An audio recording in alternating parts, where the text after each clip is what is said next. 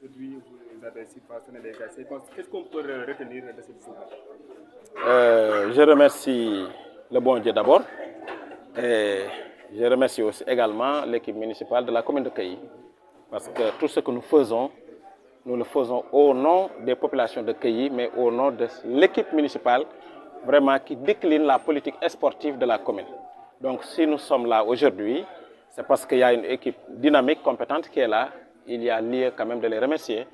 Je peux citer El Hadji Dam Sissé qui est le premier adjoint au maire, la deuxième adjointe, Mme Fatou Top, et M. Alioune Sine, le grand maire, n'est-ce pas, qui est là, vraiment, qui ne ménage aucun effort pour le bon déroulement, le bon fonctionnement donc, de la commune. C'est autour de combien et quels sont les moyens que vous avez octroyés aux ASC? Oui, aujourd'hui, nous sommes à notre deuxième édition de distribution de subventions et de jeux de maillots et de ballons. Je dis que c'est une innovation. L'année dernière, quand on faisait ça, on parlait d'innovation. Je sais qu'il y a une attente qui est là, qui voudrait qu'on augmente un tout petit peu les subventions. Mais moi, je dis nous sommes en phase de consolidation. Donc, on augmente, certes, on n'augmente pas donc les subventions, mais l'engagement qui a été pris l'année dernière et que je considère comme étant un acquis, nous sommes en train aujourd'hui de le respecter. Il y a lieu aussi de remercier le monde sportif dans son ensemble, mais plus particulièrement les présidents de zone. Il y a un engouement, il y a un espoir extraordinaire de la part donc, des jeunes. Nous, quand on arrivait, c'était autour de 20 équipes qui étaient là.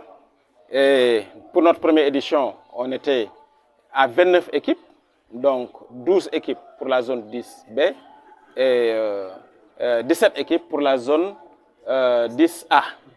Aujourd'hui, nous avons une augmentation de 4 équipes. Donc ça, c'est des efforts colossaux, autant pour moi, qui ont été faits. Et là, vraiment, je remercie les présidents d'ASC qui ont vraiment managé à ce que tout le monde vraiment trouve cet espoir-là de vouloir venir intégrer donc, les activités sportives de la commune de Kayi. Et chaque zone a reçu combien? Chaque zone a reçu 700 000 francs. Non, la zone de Kayi a reçu 700 000 francs. Doit recevoir 700 000 francs. Nous avons donné aujourd'hui 300 000. La zone de Sorokogne doit recevoir 500 000 francs. Nous avons donné aujourd'hui 200 000 francs. Mais pour toutes les ASC, chaque ASC a reçu 20 000 francs. C'est très négligeable, trop même, par rapport aux dépenses énormes de ces ASC. Mais nous n'en sommes qu'au début. Le président a émis l'idée d'augmenter les fonds qui seront alloués aux activités sportives, parce que ce que nous avons donné là, les finales que nous avons organisées, ça dépasse très largement 3 millions. Je crois que cette doléance-là est entendue par les conseils qui sont là et qui vont devoir défendre cela pour qu'on augmente la somme. Donc nous avons dépassé très largement, nous avons triplé même la somme, n'est-ce pas, qui a été prévue donc, par le budget. Le reste maintenant, c'est des partenaires, c'est des partenaires qu'on cherche par-ci, par-là. La commune de Kayi est orpheline en matière d'infrastructure. Où en êtes-vous avec les travaux ou bien les réflexions de gestion? La commune de Kayi est orpheline de tout. Ça, c'est ça la vérité, sur tous les plans. Mais nous sommes là et nous nous armons de compétences, de patience et de persévérance, n'est-ce pas, pour régler ce problème-là. Effectivement, nous devrions avoir 3 zones. Nous sommes à 2 zones. Ce n'est pas des stades, c'est des terrains clôturés. On n'a pas de stades, c'est des terrains clôturés qui ne sont pas multifonctionnels. Il n'y a pas que le football qui est comme activité sportive. Nous devons avoir des jeunes qui sont athlètes, des handballeurs, des basketteurs. Et donc, dans nos stades, donc ça doit être multifonctionnel. C'est pourquoi nous avons initié avec le conseil municipal, nous avons délibéré une surface à Ngodiba de 5 hectares, vraiment pour créer une 3e zone à Ngodiba. Nous n'avons pas de financement pour l'instant. Nous allons rechercher ces financements-là et nous allons voir aussi dans les caisses de la commune qu'est-ce qu'on pourra faire. Mais nous allons miser vraiment sur la fiscalité. Je remercie tous les conseils municipaux qui ont voté à l'unanimité les délibérations que nous avons faites par rapport à la fiscalité. Il y a beaucoup d'entreprises qui sont donc dans la commune et qui ne payent pas. Nous avons des stations-service, nous avons des entreprises de toute nature, des enseignes, des magasins, ainsi de suite. Il y a la publicité qui est là, mais l'accueil ne reçoit aucun sou. Et là, ça doit cesser.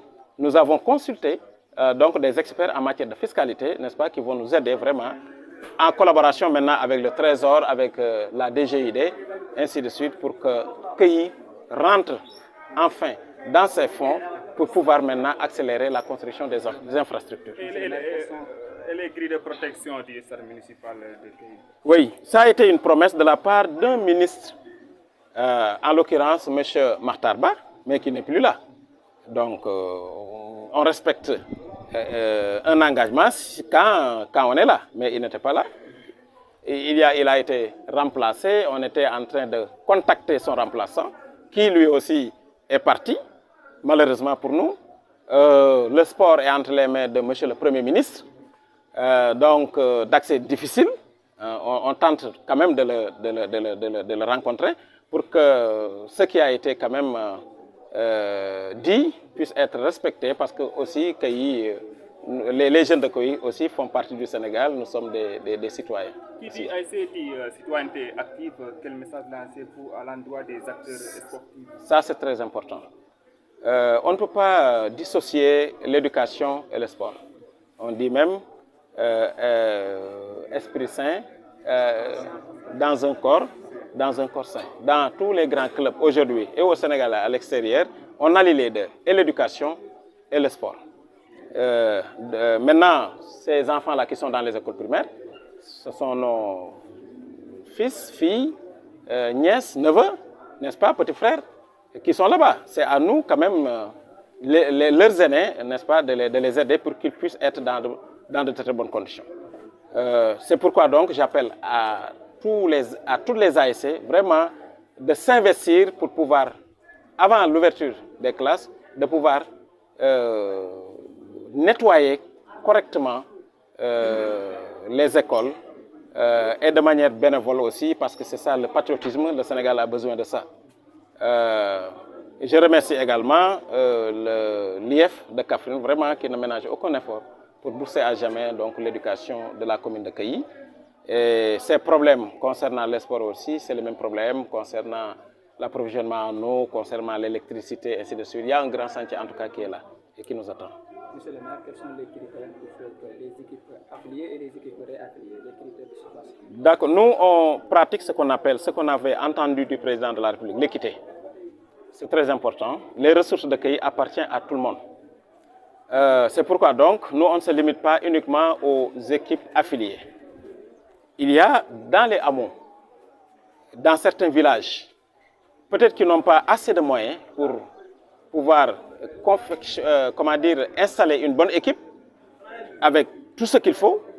Il ne faut pas les oublier. C'est pourquoi donc, nous, on a estimé de doter à tous ces villages, à tous ces hameaux-là, des jeux de maillots et de ballons.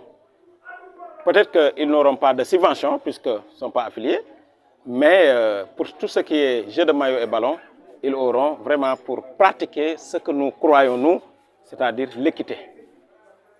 Monsieur le maire, avant de finir, vous avez pris une décision pour que la finale de la zone de Sokone se joue avant le démarrage. Il y avait des perturbations, bon, mais ça aussi, ça va ensemble. Hein. Des fois, on connaît quand même quelques perturbations parce que tout le monde n'est pas au même niveau de compréhension, et ainsi de suite. Et les supporters, c'est l'émotion des fois. Donc, c'est à cause de cela qu'à Sokone, nous avions accusé un retard. En plus de ça, on connaît bien ce qui s'est passé dans le pays, l'instabilité qu'il y avait, qui fait que le ministre des Sports avait suspendu donc, les activités sportives. Mais l'engagement que l'équipe municipale avait pris, c'est que avant tout match pour cette nouvelle saison, il faudra que cette finale-là soit faite. Et aujourd'hui, alhamdoulilah, nous prions qu'Allah qu'il nous donne la vie et les moyens pour que le samedi 23, Inch'Allah, à Sokone, nous allons faire cette très belle finale-là.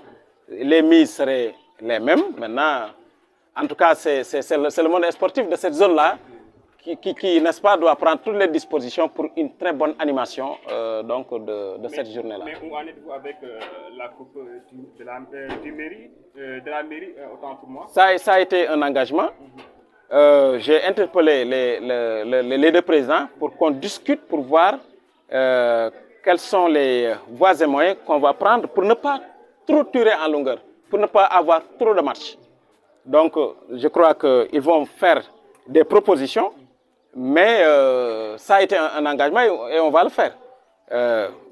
Quand on termine avec la finale de Sorokogne, au rythme de l'animation des matchs, nous allons en même temps fêter donc cette finale, qui est la Coupe du Maire.